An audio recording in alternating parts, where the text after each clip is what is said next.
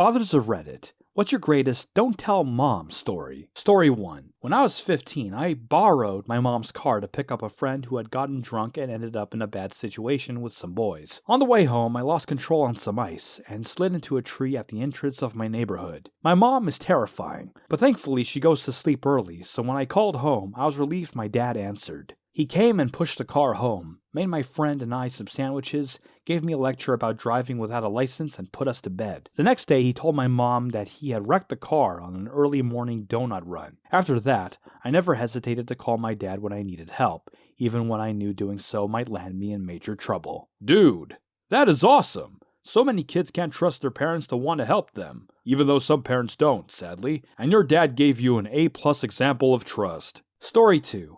I would take my daughter to karate classes, we both attended them, every Wednesday. It was a long 2-hour class, and sometimes we just didn't feel up to going, but didn't want to tell mom. So a few times we'd get dressed up to go, and then just hit DQ for some ice cream and drive around listening to music until we headed back home. I felt kind of guilty about not telling the wife, but it was a good daughter-dad time well spent. She is going off to college, and you just can't get time back. Story 3. The first time I had sex, I tried to dispose of the condom by flushing it. Seemed like a good idea at the time. The rubber resurfaced an hour or two later, and Pop saw it. Later, he confronted me in passing as he walked by my computer in the basement, made sure I continued being safe, and warned that we both have a bright future ahead of us.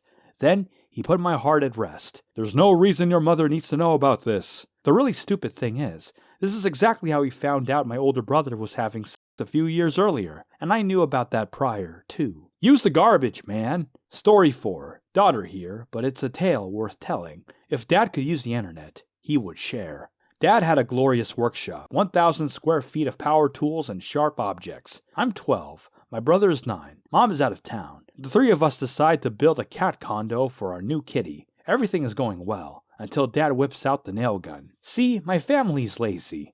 Dad had removed whatever mechanism prevents you from shooting nails unless the gun is pressed against something. Brother and I thought this was great fun. We took turns shooting nails at the dartboard, which was mounted on the concrete wall. Needless to say, one of the nails eventually missed the dartboard, ricocheted off the wall, and flew towards us. The nail hit my brother's safety goggles, and stuck. The three of us sat in stunned silence. Then my dad said, "Well, shiz. Don't tell your mother." Story 5. I'm the son, but here we go. I was out deep-sea fishing with my dad when I was about 12. We were going for tuna and marlin about 70 miles offshore. I was rigging up one of our bigger trolling lures that had a hook about 3 inches long when I slipped and it hooked me on my hand between my index finger and my thumb. The barb went into the muscle, but not all the way through. He got me up and said, "Well, we have 2 options. We can go in and get it taken care of, or I can push it through. Cut it off, and we keep fishing." We were about 3 hours from shore, so I said, "Do it." He was a surgeon, so I trusted him. He gave me something to bite down on as he grabbed my hand.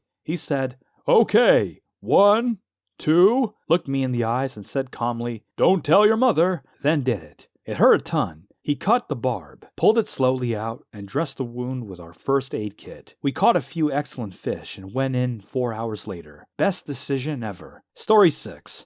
My dad was a cop for years and has always had a kind of a heavy foot when driving. At the time, New Zealand had issues with boy racers, the kids who got jobs at the meatworks right out of high school, buy a Mitsubishi Evolution or a Subaru WRX STI or something like that, and soup the hell out of it to rip around towns racing and whatnot. The cops didn't have cars that were able to keep up. Then, one year, when I was in high school, New Zealand had a surplus, and the cops got a big injection of money and spent a chunk of it on high-performance cars for chasing down boy racers. My dad and I had been up in another town watching rugby one night and had to drive past the police station on the way home. So we stopped in to have a look and the receptionist threw him the keys. Dad went absolutely nuts in this thing. I've never seen him drive like this. We tore down the back roads, empty for miles around, with the sirens and lights screaming, sliding corners rally style, and having a great time. His mate lived reasonably close on a farm, so we let ourselves into one of the empty paddocks that's set up to have a new farmhouse built on it and slid around all over the place. There's a straight about 4 to 5 kilometers long that has no other roads off it, and we hit 230 kilometers per hour.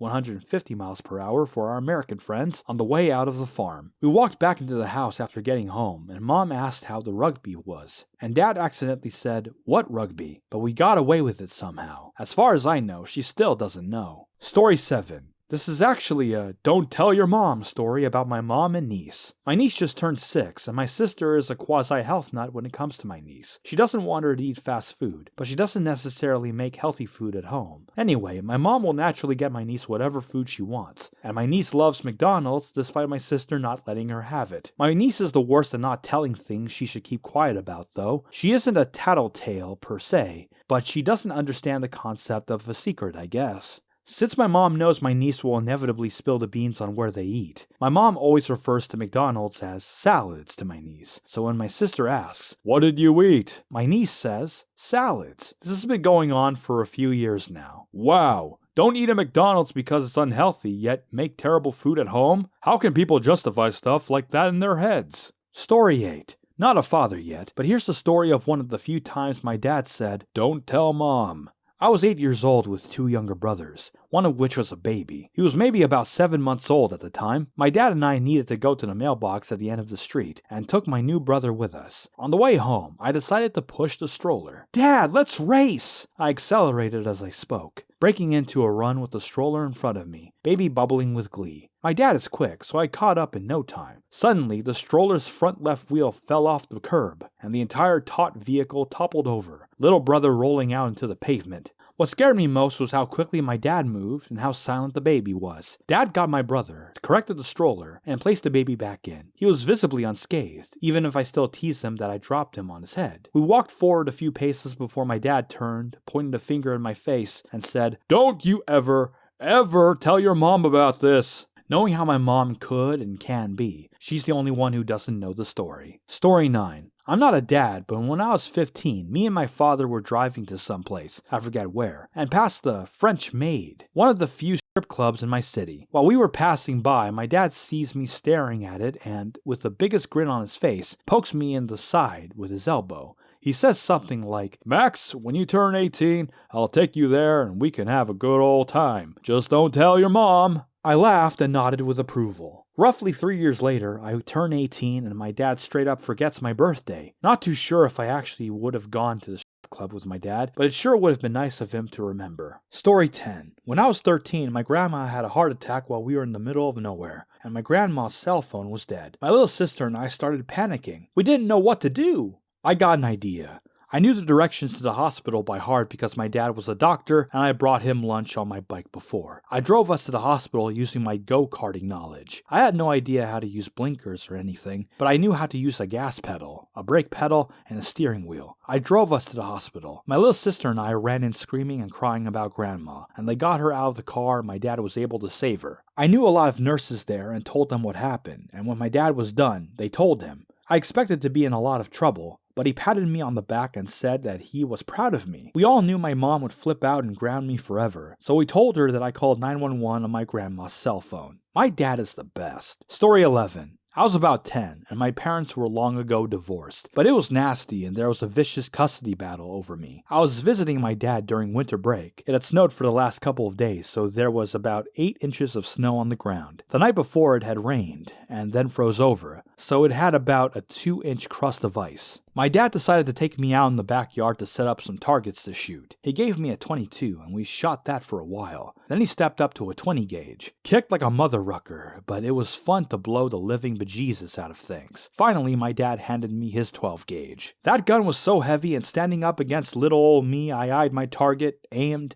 and took the safety off, put my finger on the trigger and squeezed. Boom! I swear I flew back about 2 feet, up in the air, then landed on my ass. Broke through the crust of icy snow. My back was completely cut up and it stung like a mother effer. Dad comes up, checks me out, makes sure I'm alright. Laughs, and then says, "Don't tell your mother, I still want visitation." I love my dad. Story 12. I went downstairs once to use the family computer. This was 2003. There were a few white stains on the chair.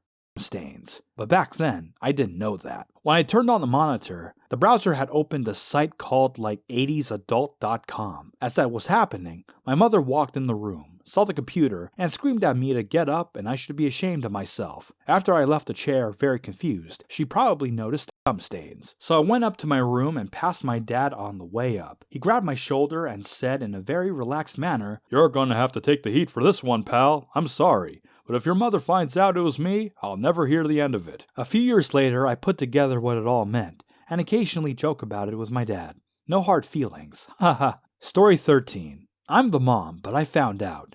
Husband took oldest son mudding on the back of our land. We had a little farm at the time, and the back 10 acres were always wet. Gets truck stuck. Goes to get tractor to pull it out. Tractor sinks down a solid 2 feet. Gets Jeep with wrench. Buries Jeep above the wheel wells. Calls tow truck. Tow truck gets stuck. Truck driver calls for backup. The last truck finally pulled everyone out, several $100s later. How did I find out? Not 4 days later, husband decided to clear out around the pond with a rented skid steer. Turned it over into the pond. Same tow truck showed up, still laughing, and busted them. I'm really kind of used to these scenarios. Story 14. My sister and I went on many daddy trips when we were little. This was a 10-hour drive, one way, to visit his elderly parents. These trips were full of don't tell mom situations. Snowy evening and the road has been shut down, so dad makes a U-turn in the grass median of the interstate. A separate trip with snowy weather. Dad slides and hits the deer crossing sign. My grandparents had an older house and didn't take care of it since they were older as well. Lots of furry little rodents, so my dad let us help set traps. We checked the next morning and we had caught a huge rat. Dad took it outside to release it. Rat got away but left his tail.